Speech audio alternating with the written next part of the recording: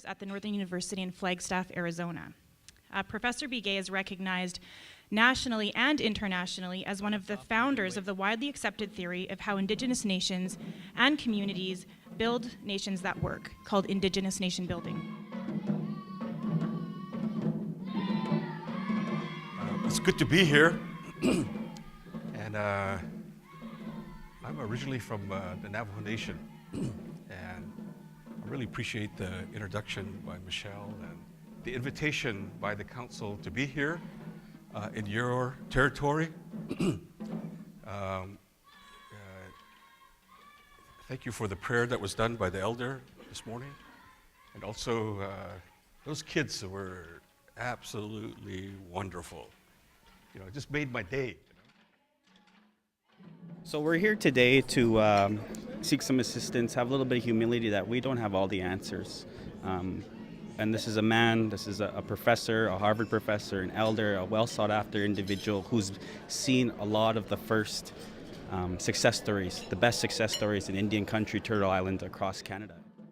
And sometimes our emotions get in the way of us being able to work together and being able to understand our own behaviors, and where we're at with ourselves when we respond to certain situations allows us to be accountable and take responsibility for what we're going to offer the community and share with each other. So in our program, we kind of like to teach people to understand that they do have something to offer us to rebuild together, and that they are important and they are valuable. And we just kind of we all have different points of views, and that's where we get caught up sometimes because we all have different ways of wanting to get there. We got to bring our culture back. Yeah, we got to go back to the old ways and teach our people from childhood right to adulthood the old ways. Houses like Membertou, like Usuyus, like Meadow Lake Tribal Council, like Onion Lake, and many, many others.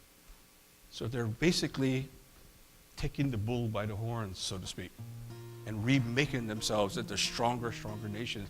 As a result, social conditions are improving, economic conditions are improving, and lives are becoming much, much better. They're thinking about the future. They're not thinking about just themselves, they're thinking about the future. To rebuild, I think that they, like what he was saying about the government overruling us, and I said, there we go. The government's always overruling. Residential school. I went to residential school. I was in there for 4 years. The thing I got out of there, that's the only good thing the government has done, is give us some education. And now the natives can just move ahead. They can move ahead and they can build.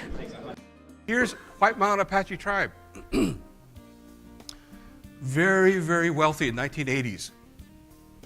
They had fee-for hunting of elk, $25,000 per kill. They were making in excess of $2 billion for every elk hunt. They had 2 elk hunts. I'm an elk hunter, so I hunted on White Mountain Apache land. And you know, George Strait would fly in on his Learjet, and then go out hunting, only take the head back, give the meat to the Apache guides. They have a casino there. They also have a ski resort. What should we do? Number one, I think we should expand our chief and council to 3 to 4 year terms, because you really can't do anything in 2 years. And I think there should be a dual system government. I've said this before, that there should be a municipal aspect that runs like a city corporation, like a mayor and that thing like that.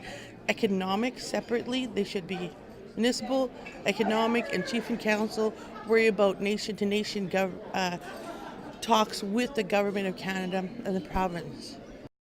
The community as a whole, like coming together, like there's a lot of people, there's more people than this should be here. And it's sad that it's not, because this is so important. In 100 years, that's, I guess, I'm 69, I don't think I'll be around it. Yeah.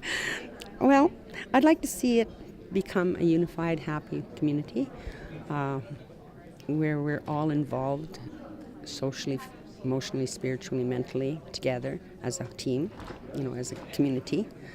I'm glad to see a lot of the culture coming back, but it's sad that a lot of people want culture and they ask for it, but yet when it's there, they don't come. I really enjoy it because this has always been in the back of my mind. And as growing up, and my dad as a leader, he was a chief years ago, so was my grandpa. And the things they always talked about is what he's saying today, and I always say that.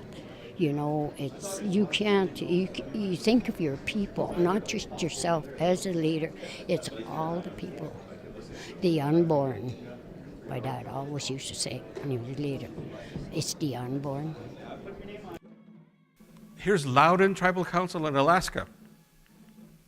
They're the First Nation-owned corporation chartered under the laws of Alaska. So the story here is that the U.S. military had their base there, and the U.S. military had their base there, and then after the Cold War ended, they just left all their junk there, all the chemicals, all the ammunition, everything there. They left them. Some of them were in the ground, and so Loudon Tribal Council kept on telling the military, take out all your crap, take it out of here, and they wouldn't do it. So Loudon Tribal Council just said, okay, we're just going to do it. So they trained their own people in remediation services, removing asbestos, demolition, military base operation. So they trained them, and they just removed all that stuff. Now they have contracts all over the world because there's military all over the world, and they leave all their crap around there,